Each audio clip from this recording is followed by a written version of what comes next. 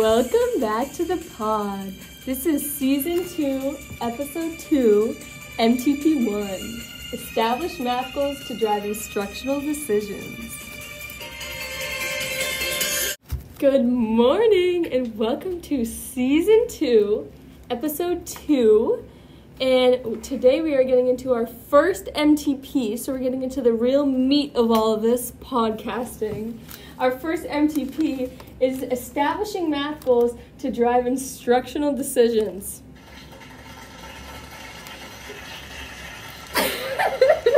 Yep, you heard that applause, guys. Are you ready for a great episode? I think so. Okay.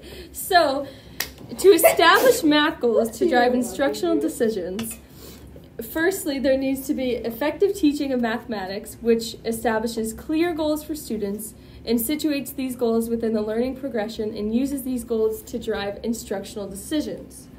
Further, these are mostly going to be in, like, when you're doing your lesson plan, they are your objectives, they are your essential questions, all guiding your lesson overall.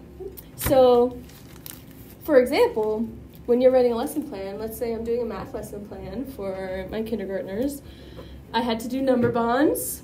So my goals were for students to understand number bonds and the parts of each number.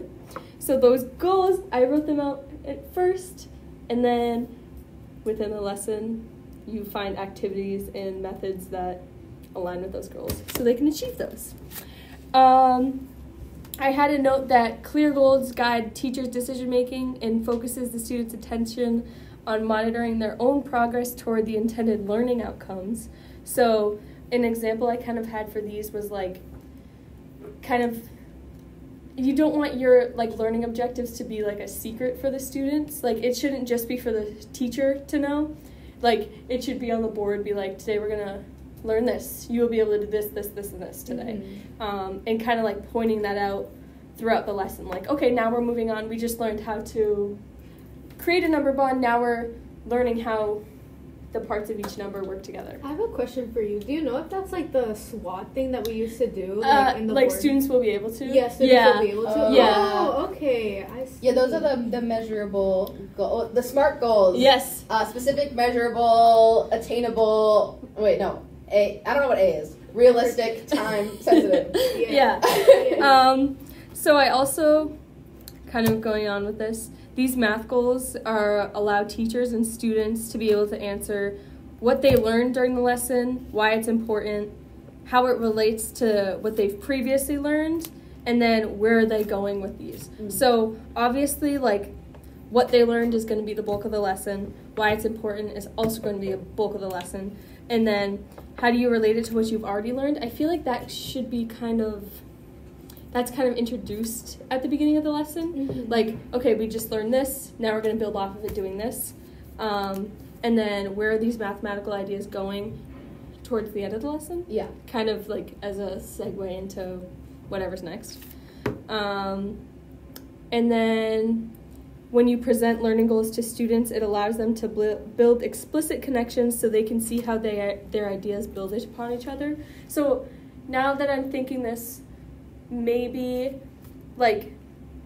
kind of allowing students to make their own connections, like how I just said, how does it relate to what we already learned, like at the beginning of the lesson, or even at the end. You could be like, okay, we just learned number bonds, how does this connect to how we split up numbers last week or something? Yeah. And then kind of draw exit ticket too. I was just thinking that's that. a good idea. Yeah. Definitely connect it in the exit ticket, connect, making it overall, add some concepts from last week or last class and implement the new stuff that you learned. Off of that, about how objectives are and goals are sort of how to measure progress.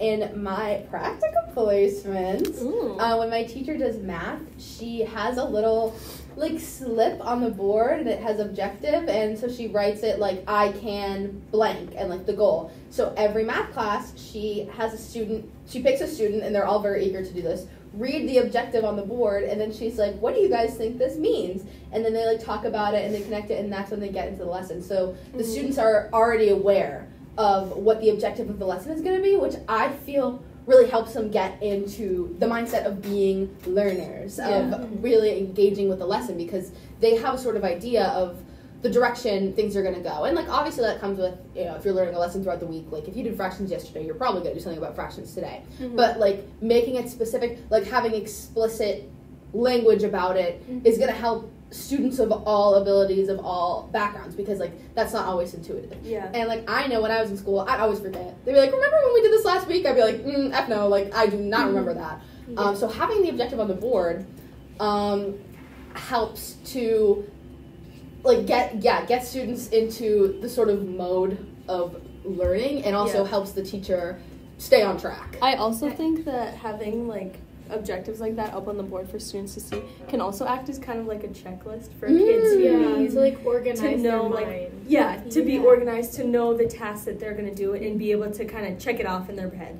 I think, like, that would be beneficial to me. Oh yeah, definitely. Just like having that, like, it's just really nice that teachers have time to do that, just because, like, I know that a lot of teachers just sometimes they don't put it on the board, it's just go fast with the lesson, but, like, if you, like, just, like, have at least, like, 5 to, like a nice 5 minutes and, like, kind of, like, talking about it, just so, like, students know, okay, like, once I get into the lesson, this is what I have to learn, this is what we're going to be talking about. It kind of tells the student, okay, this is exactly what we're doing, you know what I'm saying? Like, it shows the student, like, okay, now I know what I have to find, and, like, I know what I'm going to get out of it, so that when it comes to the exit ticket, they know exactly what they have to, like, respond with.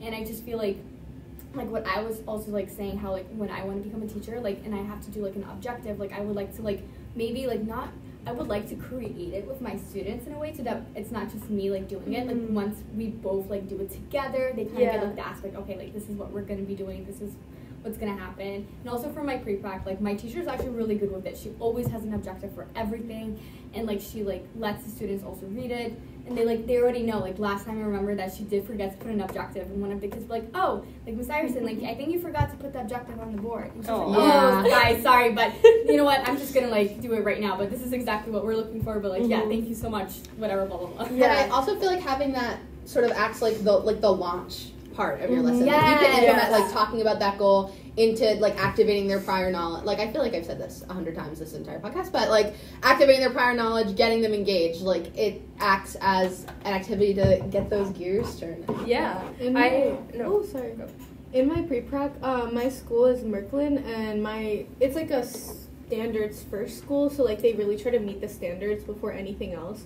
And I feel like my teacher should do this. He doesn't do this where he, like, writes out the objective and all that. But I feel like that would be really helpful for the students to, like, know which standards they're, like, trying to meet. Yeah, especially because you have young kids. Yeah, they're kindergarten. Yeah. Like, doing the thing that they do in yours, Kira, like, I will be able to do this. Like, like, rewording it so that they can, like, be like, okay, I am doing this. I am trying to learn how to do putting that. them in that math mindset. And then even, like, if you were to circle back at the end of the day, like, what did you learn today? And they're like, oh, our objective was today, I learned how to add, like, single-digit numbers. Like, you know. I had a quote from our Principles to Actions document that said, classrooms in which students understand the learning expectations for their work perform at higher levels than classrooms where expectations are unclear, which kind of makes sense, because if you don't really understand if you don't know what the goal of your whatever worksheet you're doing or whatever in class, you're not, like, what are you really observing then? Exactly. Yeah.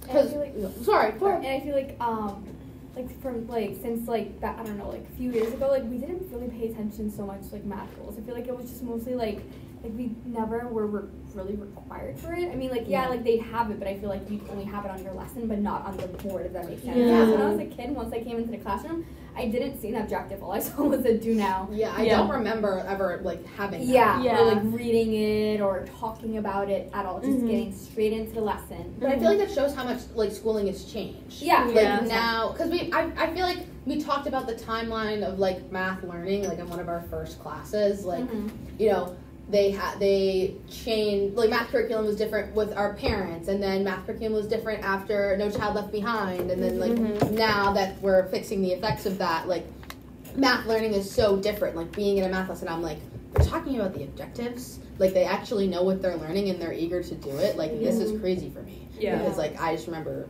dreading going to school. I know. So like making them responsible, not, I guess like saying the objective isn't exactly making them responsible for their own learning, although students are. It makes them more open-minded to it. It makes them, like Lola said, being like, I can do this. It's like, oh, like, I can do this. Yeah, it's kind of like manifesting in a way.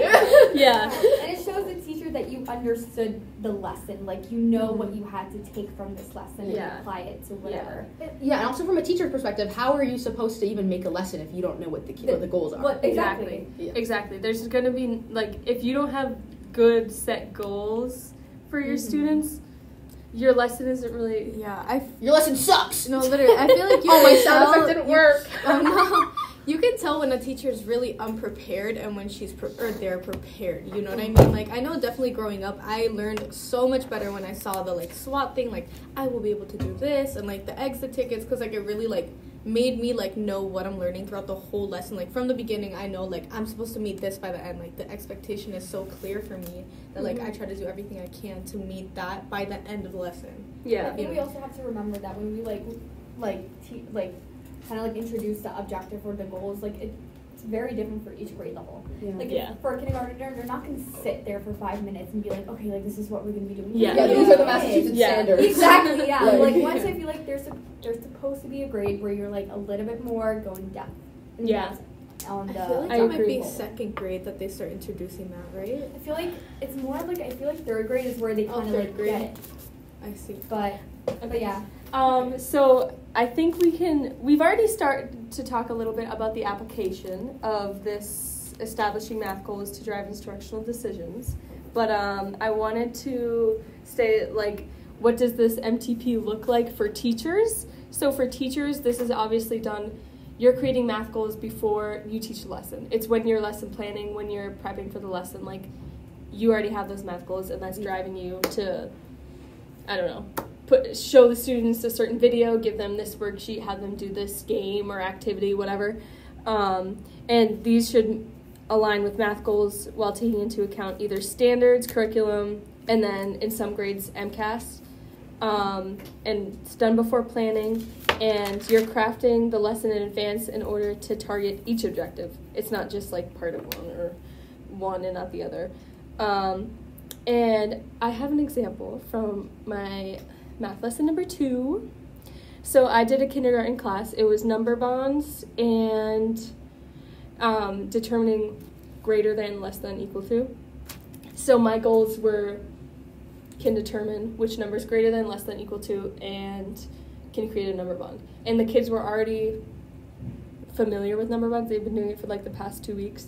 So I had them create number bonds and then determine greater than, less than, equal to, and I had them do a center activity, so they kept moving, and each center activity was catered to each goal. One goal was, okay, can they create a number bond from 5? So they used like 2, 3, 1, 4, and then can they, at center 2, can they determine which numbers are greater than, less than, and equal to each other, and then at center 3 was to create a number sentence from the number bond, so like 2 plus 3 is 5, and I felt like those were good examples of that's really good because kind it of makes catering, super interactive. Yeah, and I felt like it was good to kind of cater, like, it doesn't necessarily have to be a center for each objective, but that's kind of the way it worked out for me, and I felt like that made it kind of easier for me to understand, okay, like, I can look at my lesson plan and, like, translate to this in real life. Yeah. You know? And I feel like having the centers,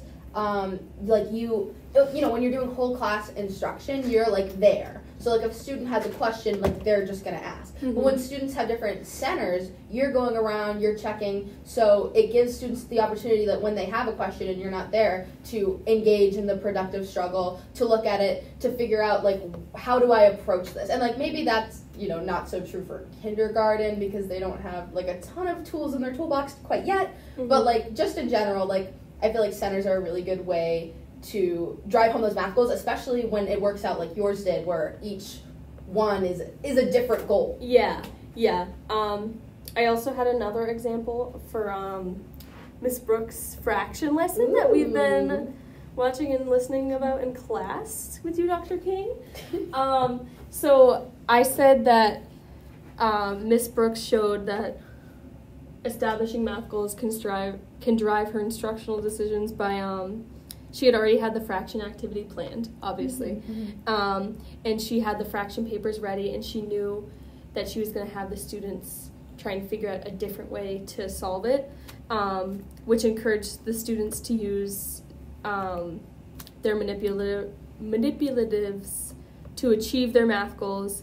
And she also uses productive struggle very effectively here, which is something that we're going to talk about in a different MTP episode. But regardless, her activity connected directly to her math goals. She kind of instructed them, okay, like, show a student a different way. Show this student a different way, and she walks away.